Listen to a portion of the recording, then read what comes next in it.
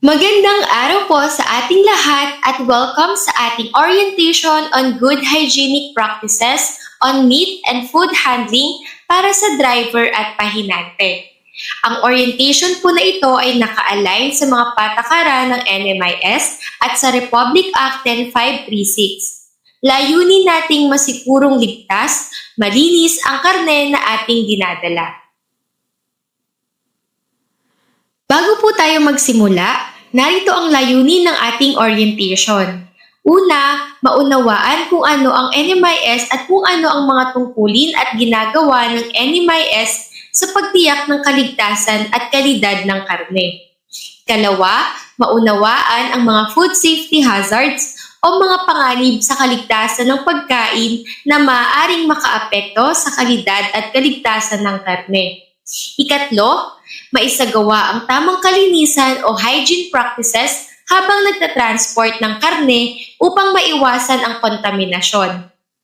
Ikaapat, maintindihan kung ano ang Meat Transport Vehicle o MTV at ang tamang paggamit nito ayon sa regulasyon. At ikalima, matukoy ang mga karaniwang violation at malaman kung paano ito maiiwasan upang hindi magkaroon ng multa, suspension o aberya sa operasyon. Ang layunin po ng ating orientation ay hindi lamang para makapasa sa exam, kung hindi para masiguro na ligtas, malinis at legal ang bawat biyahe ng karne. Ano nga po ba ang NMIS? Ang NMIS o National Meat Inspection Service ay ahensya ng gobyerno na nagbabantay sa kaligtasan ng karne mula meat establishments hanggang sa market. Ang pangunahing tungkulin nito ay masigurado na ang karne na ibinibenta at dinadala sa merkado ay ligtas, malinis at pasado sa inspeksyon. Ang NMIS ang nagre-regulate ng meat inspection sa meat establishments at meat transport vehicles. Ang layunin ng NMIS ay simple lamang ngunit napakahalaga. Safe meat for all. Ibig sabihin, ligtas na karne para sa bawat Pilipino. At bilang driver at pahinante, kayo po ay bahagi ng misyon na ito. Importante po ang role ninyo dahil kayo ang huling humahawak ng karne bago ito makarating sa ating mamimili. Upang mas maintindihan natin kung sino ang nangangasiwa sa pagpapatupad ng mga regulasyon, kilalanin natin ang pamunuan ng NMIS. Ang pinakamataas na opisyal ay ang Executive Director. Siya ang namumuno sa buong National Meat Inspection Service. Kasunod nito ay ang Deputy Executive Director na tumutulong sa pangkahalatang pamamahala at operasyon. Sa regional level naman ay mayroon tayong Regional Technical Director dito sa Regional Technical Operations Center, Central Luzon, ang nagpapatupad ng mga regulasyon, inspeksyon at monitoring sa ating rehiyon. Ang lahat ng regulasyon na ating sinusunod ay may mga legal na batayan. Una, ang Republic Act 10536 na nag-a-amend sa RA 9296. Ito ang batas na nagbibigay kapangyarihan sa NMIS upang i-regulate ang meat inspection at meat transport. Pangalawa, ang RA 10611 or other known as Food Safety Act of 2013. Layunin nito na tiyakin ang kaligtasan ng pagkain mula farm hanggang consumer.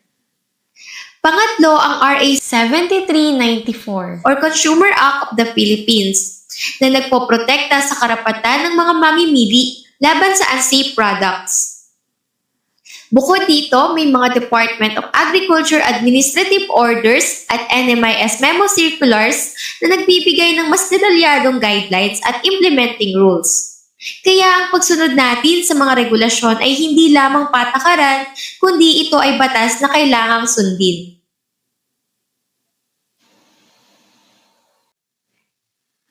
Ngayon naman po ay dumako tayo sa susunod na bahagi ng ating talakayan.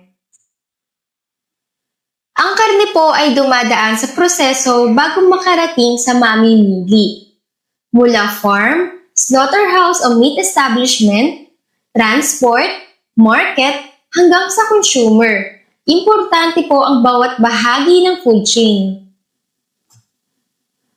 Kahit pasado na sa slaughterhouse o meat establishment ang karne, maaari pa rin itong makontaminate habang nasa biyahe. Kapag naging marumi ang truck o mali ang paghawak, ay delikado ito. Kaya mahalaga po ang inyong papel bilang driver at pahinante. Kapag ang tao ay nakakain ng kontaminadong karne, maaari silang makaranas ng food poisoning. Ang mga sintomas nito ay pagsusuka, pagtatae, lagnat at pananakit ng tiyan. Sa malalang kaso ay maaari itong humantong sa pagka-ospital o sa kamatayan. Ang simpleng kapabayaan ay maaaring magdulot ng malaking epekto sa kalusugan ng tao. Ano nga po ba ang ibig sabihin ng food safety hazards?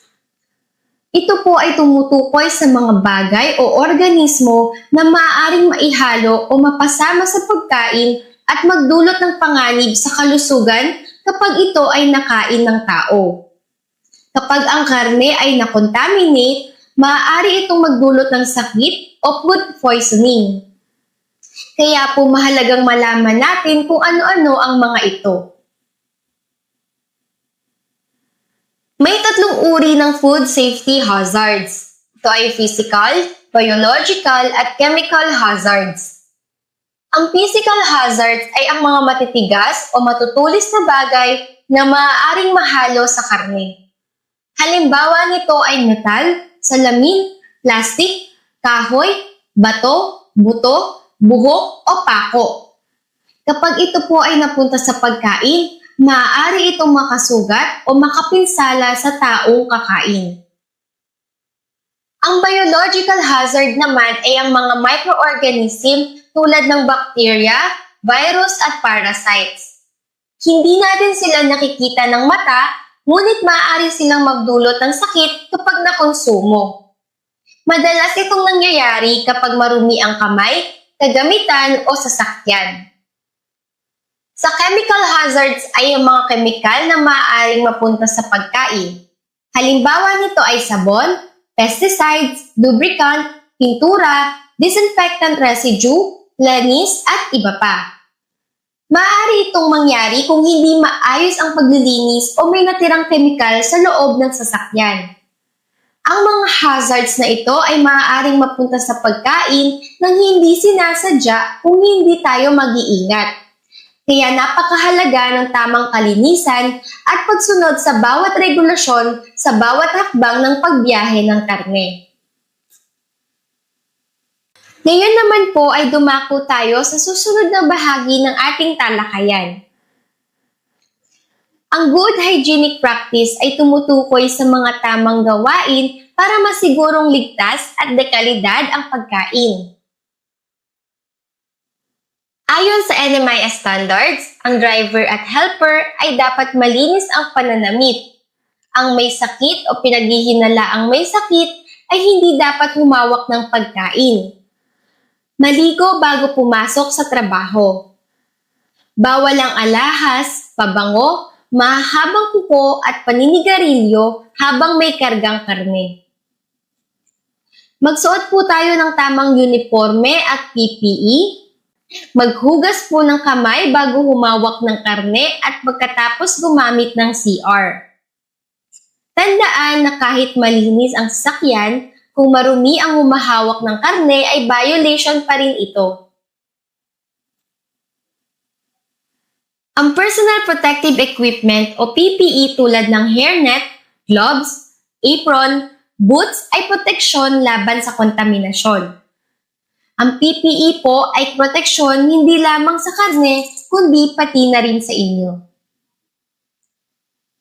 Ang wastong paghuhugas ng kamay ay napakahalaga. Basain ang kamay, maglagay ng sabon, puspusin lahat ng bahagi ng kamay at daliri, banlawan at patuyuin gamit ang malinis na tela o hand dryer. Maghugas ng kamay, una, bago at pagkatapos ng trabaho, pagkatapos mag-CR, pagkatapos umubo o bumahing, at bago at pagkatapos kumain. Kung wala naman pong tubig ay maaari po kayong gumamit ng alkohol. Ngayon naman ay pag-uusapan natin ang mga personal na gawain na dapat iwasan. Ang paninigarilyo, pag-inom ng alak, pagdura at pagguya habang may hawak na karne ay maaaring magdulot ng kontaminasyon. Hindi rin dapat bumahing o umubo ng direkta sa karne. Iwasan din ang sabay na paghawak sa karne at pera o resibo dahil maaaring maglipat ito ng bakterya. Huwag mag-ayos ng sarili tulad ng pagsuklay o paggupit ng kuko habang nasa loading area. Tandaan na ang disiplina ay bahagi ng food safety. Ngayon naman po ay dumako na tayo sa susunod na bahagi ng ating talakayan. Ang meat transport vehicle ay isang saradong sasakyan na ginagamit lamang para sa pagdadala ng karne. Ito ay dapat malinis, maayos at rehistrado sa NMIS o LGU depende sa sakop ng distribution. Hindi ito pwedeng gamitin sa ibang produkto o paglagyan ng buhay na hayop. Dapat ay may kaukulang registration at may dalang meat inspection certificate o kaya naman Certificate of Meat Inspection. May dalawang uri ng kondisyon ng karne na kailangang i-transport ng tama. Una, ang frozen meat. Para dito, dapat reefer van lang ang ating gagamitin. Ito ay may sapat na refrigeration system na kayang panatilihin ang napakababang temperatura. Pangalawa, ang chilled meat. Para dito ay maaaring gumamit ng chiller van o reefer van. Mahalaga na tama ang sasakyang ginagamit depende sa kondisyon ng karne. Ang pangunahing layunin ay mapanatili ang kinakailangang temperatura ng produkto habang ito ay nasa biyahe. Ano naman ang tamang temperatura? Para sa chilled meat, dapat ito ay nasa pagitan ng 0 hanggang 4 degrees Celsius. Para sa frozen meat, hindi dapat ito tataas ng negative 18 degrees Celsius. Kapag hindi nasunod ang tamang temperatura, maaaring dumami ang bakterya. Tandaan na ang temperature control ay isa sa pinakamahalagang bahagi ng food safety. Kahit malinis ang karne, kung mali ang temperatura, maaari pa rin itong masira at maging delikado. Para sa bagong katay na karne, kung ang biyahe ay mas maikli sa 2 oras, hindi na kailangan ng refrigeration. Ngunit kung lalampas sa 2 oras, ay kinakailangan ng refrigeration upang mapanatili ang kaligtasan ng produkto. Ayon sa RA 10536, tanging rehistradong meat transport vehicle o MTV lamang ang maaaring mag-transport ng karne. Ibig sabihin, bawal bumiyahe ng karne kung hindi ito rehistrado sa NMIS. Ang rehistro ng MTV ay nire-renew taon-taon. Mahalagang bantayan ang expiration date ng inyong MTV registration upang hindi ito mag-expire nang hindi ninyo namamalayan. Huwag maghintay na ma-expire ito bago mag-renew. Maaari po kayong mag-submit ng application para sa renewal 2 buwan bago ang expiration date upang maiwasang maabala ang inyong delivery at negosyo. Kapag naabutan ng expiration date at nahuli sa inspeksyon ay maaari itong maging violation. Tandaan po natin na no MTV registration, no loading and unloading of meat products. Para sa pambansang distribusyon, NMIS ang nagre-rehistro. At para naman sa lokal na distribusyon sa loob ng nasasakupan, LGU veterinarians ang maaaring magrehistro. 5 hakbang sa pagrehistro ng MTV. Una ay sagutan ng application form mula sa website ng NMIS. Pangalawa, isubmit ang lahat ng mga requirements. Pangatlo, ihanda ang ating MPV para sa evaluation ng Meat Inspection Officer. Pang-apat, magbayad ng registration fee na 300 bawat MPV. Panglima, kapag aprobado na ay makakatanggap ka ng sticker at Certificate of Registration mula sa NMIS. Ang mga dokumentong kailangan ay ang mga sumusunod. Ang unang requirement ay isang accomplished application form. Siguraduhin kumpleto at tama ang lahat ng impormasyon bago ito isumite. Kailangan din ng official receipt at Certificate of Registration ng sasakyan mula sa Land Transportation Office o LTO. Kung ang sasakyan ay hindi nakapangalan sa may-ari o operator, ay kailangan magpakita ng proof of ownership o legal possession. Health certificate ng driver at pahinante upang matiyak na sila ay fit to handle food products. Kailangan din ng valid driver's license ng driver. At hindi dapat kalimutan ang Certificate of Completion ng Good Hygiene Practices Orientation. Kailangan din mag-submit ng malinaw at colored photos ng MPV na may sukat na 5R. Siguraduhin makikita ng malinaw ang loob at labas ng sasakyan para sa evaluation. Siguraduhin kumpleto ang lahat ng dokumento bago magsumite ng application upang maiwasan ang delay o rejection. Tandaan na mas mabilis ang proseso kung kumpleto ang inyong papeles. Ang registration number ng MPV ay dapat naka-format katulad ng nakikita ninyo sa screen. Ito po ay dapat kulay pula, naka-Arial font at may sukat na 6 na pulgada ang taas.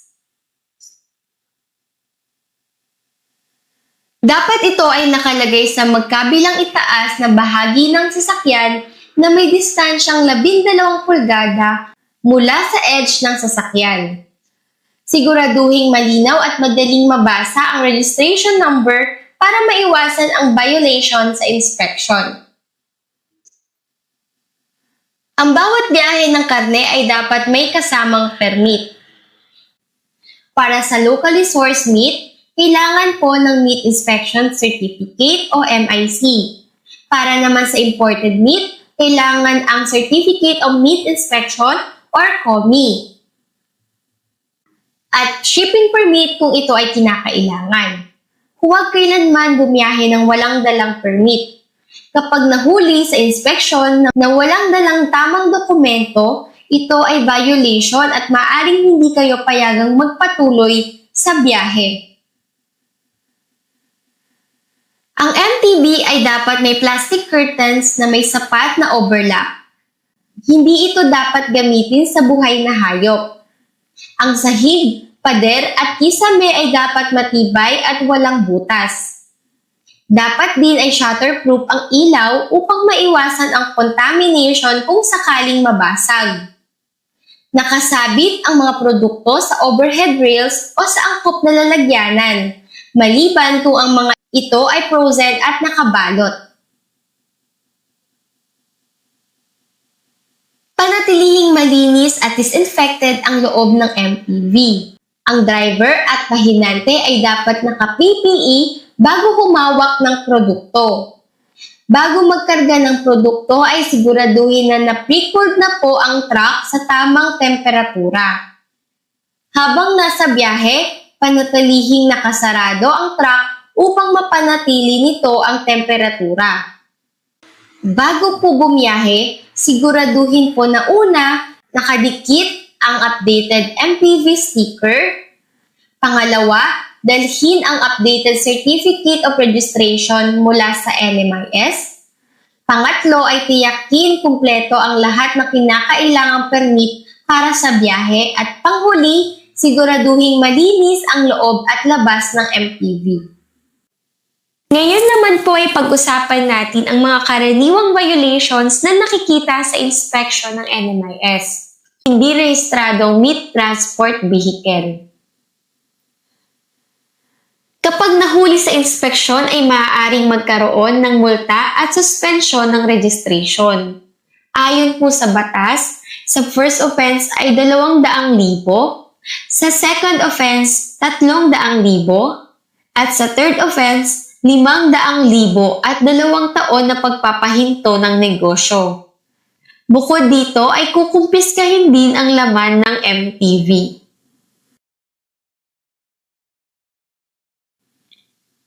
Sa pagtatapos po ng ating orientation, nais ko pong ipaalala na ang good hygienic practices ay hindi lamang requirement.